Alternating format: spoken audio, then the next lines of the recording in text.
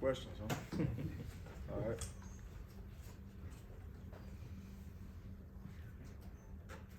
Yeah, give you the real easy, broad question here. Obviously, you know, it's kind of a turnover in the backfield. Just, can you talk about how the veteran returning are looking and versus how the late arriving young guys are looking? Yeah, we'll start with Kenny McIntosh, a senior, who had a really nice spring.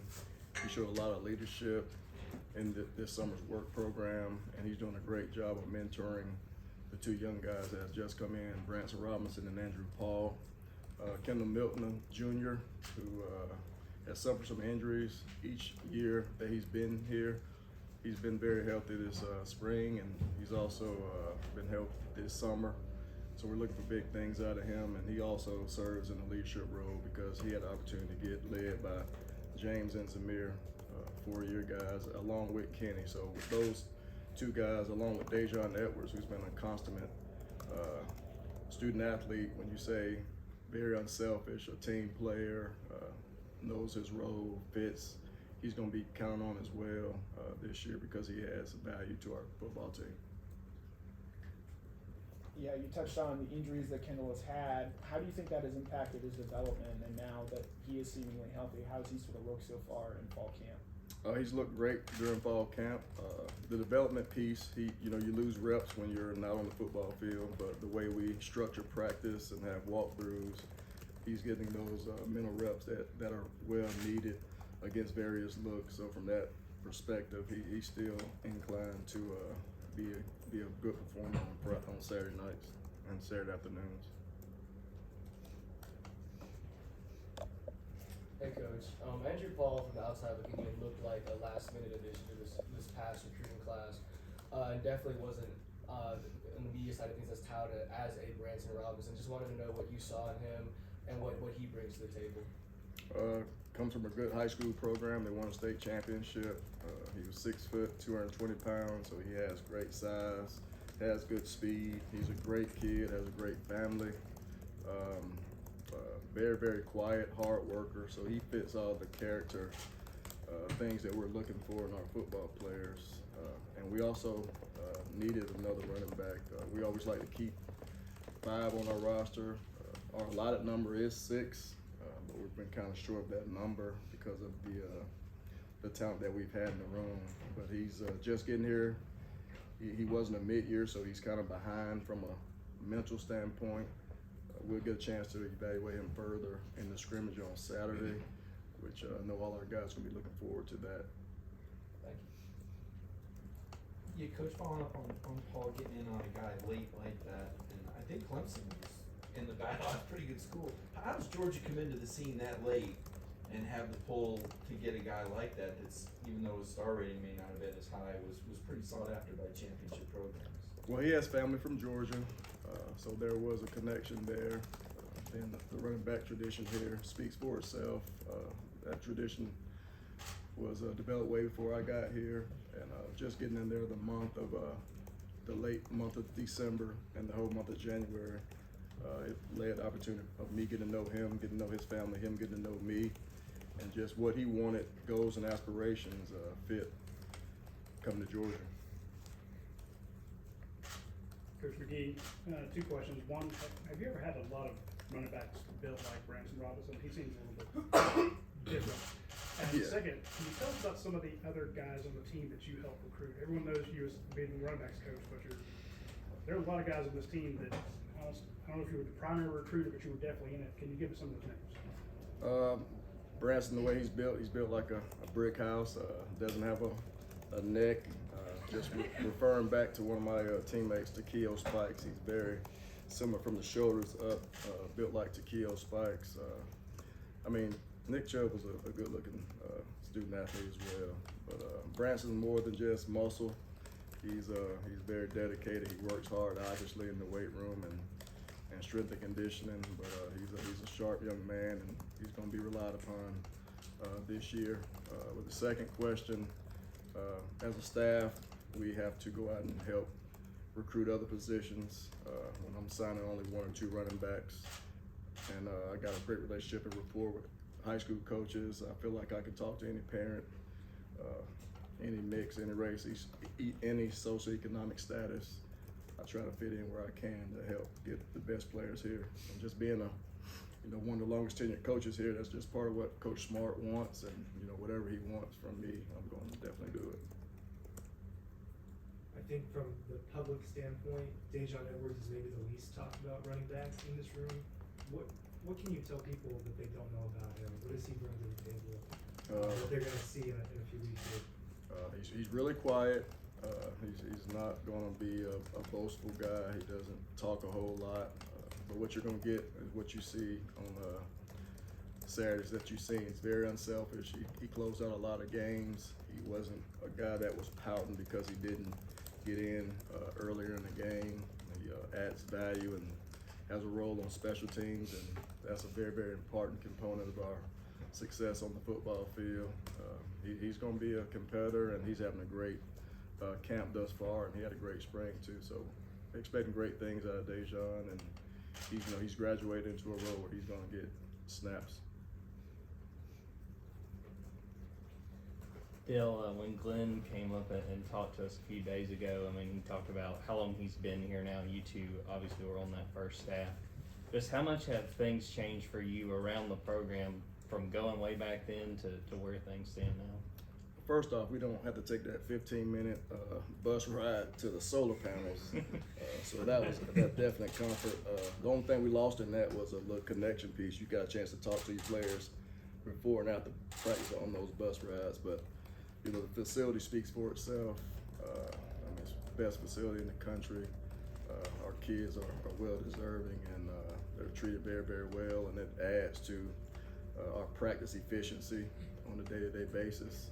Other than the fact of our fields not being side by side, I think that's probably the only drawback that we have right now, the distance that you have to travel from one field to another. And as much as we practice two spots, it will add yards, unwanted yards that's not needed, and it can cut efficiency of practice at times. Dale, I want to kind of invoke the coordinator part of your title. How have you seen this offense evolve and adapt with Todd bringing his principles in, kind of modernizing, quote unquote, but without forgetting the running part of it? What kind of made Georgia great? First, and it goes back to recruiting. We recruited very, very well on the offensive line, so everything starts up front. Going to Coach Monken, he's a very, very smart, detailed, consistent coach. He's going to demand a lot from the coaches, and he also demands a lot of the players. I think he does a great job of identifying the personnel, what fits certain plays, trying to use the dynamics of each individual player to maximize their abilities on Saturdays. I would say his NFL system fits us. He didn't come in and try to change every single thing. And he's also open to ideas. That's one thing, gives us a lot of input. And when you talk about adding Mike Bobo, a 20-year plus coordinator, Buster Faulkner, who's a 11-plus coordinator, Brian McClendon, who's been an offensive coordinator as well, you have a lot of knowledge and experience, and he leans on that too. And I think it's a real joy to work with Coach Monken. I've learned a lot from him. Like I say, he's very particular in the details, the small things, the little things, and he holds everyone accountable. Yeah, Dale, this applies to running backs, but I guess receivers too. How do y'all go about the decisions to rotate guys within a game? Is there a set plan going into it? Is it in the moment you figure out who has the hot hand, who needs a break? Like, what are those decisions look like in terms of rotating guys in and out? Well, the decisions are made during practice, so you got to show that you understand the details of the assignment, and then you got to execute whatever play is called during practice. And I think through practice, and you build days up and you stack days, you build confidence in the coaches, and you try to find roles for those guys. So everything that we do and make decisions about all come from how you do in practice and execute those assignments. Coach Schumann the other day said that you guys as coaches are spending more time here with the players and the other coaches than you are your own families. He hated to admit that. But I wanted to know what that sacrifice has been like for you when you encompass your job in total: coaching, planning, recruiting. If you could just tell us a little bit more about what that sacrifice is. If you're married, you gotta have a strong wife at home to kind of choreograph the day of the kids and bills. I don't even know what's in my checking account. I don't do nothing in regards to house note insurance. So I think having a great leader at home is big, and then just stressing to your kids that this is a sacrifice. And you know, it's tough at times, but Coach Smart does a great job of allowing us to get back home and spend time with our families. You know, the biggest time consumptions are, you know, right now while we're in camp, but once you get into the season, you get in kind of a routine, and you know, from Saturday after the game all the way to Wednesday, you're gonna grind, and we get an opportunity to go straight home after practice on Wednesday. So we kind of have our day Wednesday as a family, and Thursday is the same. Sometimes it's not the case for myself or non-coordinators, because on Thursday sometimes we have to get in place to recruit and watch prospects play on Friday night. But it's part of the job, and I love the job that we have, and you know, it's us giving back. So, just a decade ago was your last season in Carver, right? Okay, that's right. About So right. just kind of talk about just your journey, 10 years now you're in your 6th, 7th year as a run game coordinator here at Georgia. Just kind of talk about your journey to this point over the last decade. Yeah, I wouldn't change a thing about it. Being a high school coach really taught me a lot how to talk and communicate with the kids. I constantly had parents that weren't involved, that I had to try to get involved. We definitely had a very low socioeconomic status of kids when I was at Carver, so resources weren't necessarily there. So just being connected to my players, communicating with my players and parents, just saying the right things at the right time really mattered. And at the end of the day, it's about people, how you treat people, the relationships that you develop and have with your players and parents. And I still have continued relationships with guys I've coached in high school, as well as here at Georgia. I think that's just important. You're getting more than a coach when you get me. You're getting someone that's going to be what I call part of your lifeline forever. You know, I get invited to weddings, and my ex-players tell me when they're having kids and things that they're going through, or they ask for advice in the profession or even outside the profession. So as a coach, you wear a lot of different hats, and being a high school coach, the only thing I have to do now is cut grass and line the field and fertilize grass. So those are things that have kind of stopped. But just being around people, I love that. I've been part of a locker room since I was basically 10 years old. So just being part of that team component, that camaraderie, celebrating after wins in the locker room, you know, that's just the best part of my job. Coach, you mentioned Kenny McIntosh. Coach Monken talked a lot about Kenny's versatility earlier, and he was another guy, I guess you got in late, had to beat Oklahoma for him, played in TPO in South Florida, and recruit a guy like that. Kind of been overshadowed, all the talk to Zamir and Cook. Now he's a senior. What's his ceiling, do you think, with Georgia?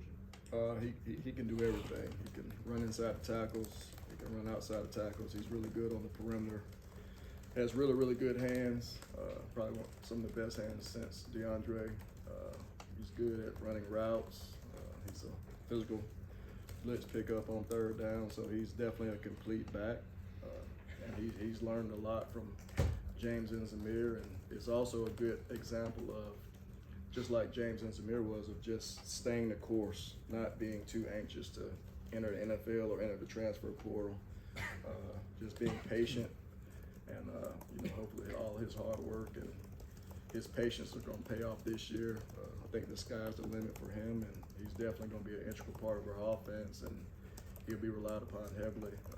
And he also adds value to our special teams too, as a kick returner, and on our team, he was a starter last year. Joe, when you came here in 2016, how many years did you figure you might be here, and what's it been like to see, you know, where you guys were when the staff came in then to you know, get the national title last season? Yeah, well, I mentioned the solar panel, so that was part of it. And then if you just think about it from you know, wins and losses, going from the Liberty Bowl to playing at the pinnacle of the the national championship in 17 and then again this past year. You know, that's what you have to do as a coach.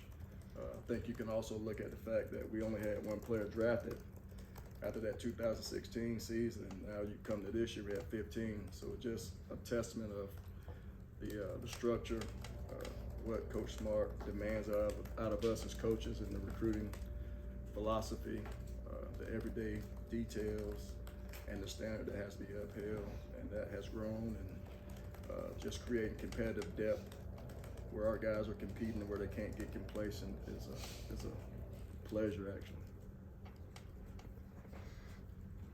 Coach McGee, we were watching during part of the open period the other day, your running backs take on inside linebackers in pass protection. Can you tell us a little bit about some of those inside linebackers, considering you've had to replace 3 of them, and who's kind of giving your guys some trouble, if you would? Yeah, I think all the linebackers are capable. Starting with Pop, which y'all know that's Dumas. His nickname is Pop. He looked like an old man, so call him Pop. But I think he's done a great job. Smile Munden, who's coming off an injury, I think he has a very, very bright future, and will continue to develop. Sorey, Xavier Sorey, really, really fast linebacker that has great acceleration and, you know, has a great ceiling on top of him. Jalen Walker, who just got here as a mid-year, possesses a lot of pass rush ability, and you know, I think that's probably a better question for our defense guys, but all those guys are a handful to pick up on blitzes. So I know Coach Schumann and Coach Muschamp's gonna do the best job to put them in position to make plays for our team. You know, we're only in day 7, so there's a lot of answers that will be kind of told once we scrimmage on Saturday, especially with our younger guys that really hadn't played or just got here, and we'll see where we are from there after that scrimmage. Hey Coach, I mean, given your history with the city of Columbus, and you were talking earlier about your relationship with recruits and their families, and he's been talked about all offseason, hyped up. I was wondering, how long have you known about defensive lineman Michael Williams, and how was that suspense watching his recruitment, and how did it feel finally being able to see him committed to Georgia? It was definitely tough. Initially when he committed to USC, I've been knowing his pops and his grandfather and his uncle for a long time, so we knew we weren't never out of it. So we just stayed the course, stayed consistent, and the product kind of speaks for itself. And Michael's a Georgia kid that, you know, loves Georgia. I think he's gonna do things in an exceptional manner, which he has already. You can see the extra work and attention to detail that he has as a young player.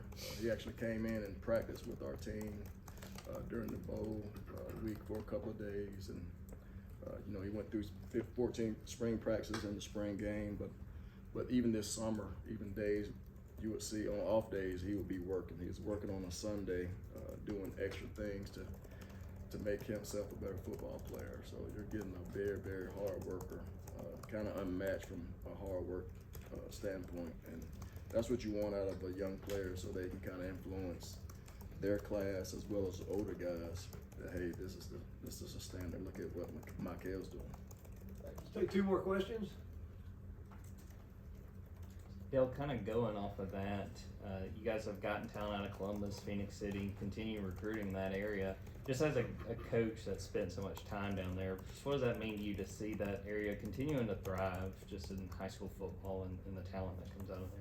Yeah, there's a lot of talent in that area, if you're counting Columbus and Phoenix City.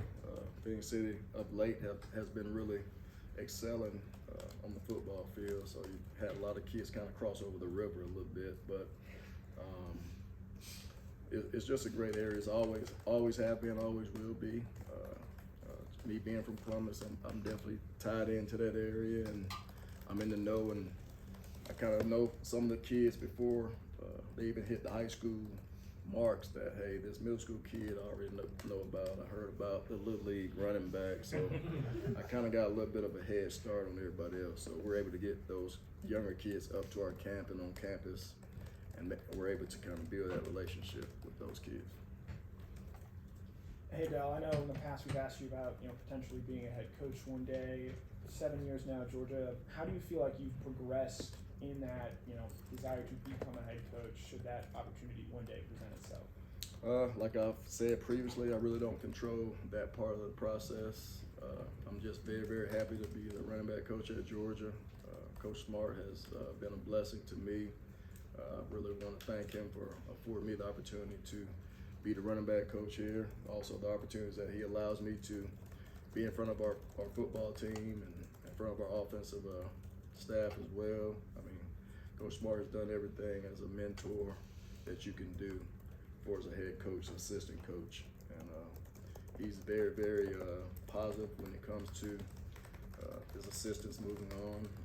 We've had several assistants to move on to become head coaches, and just being part of his pedigree is very special to me. But my main job is being the best running back coach I can here. I feel like I'm a head coach every single day because I'm in charge of the running backs and special team areas that I'm in charge of, and I take all my jobs seriously just like a head coach. Thank you.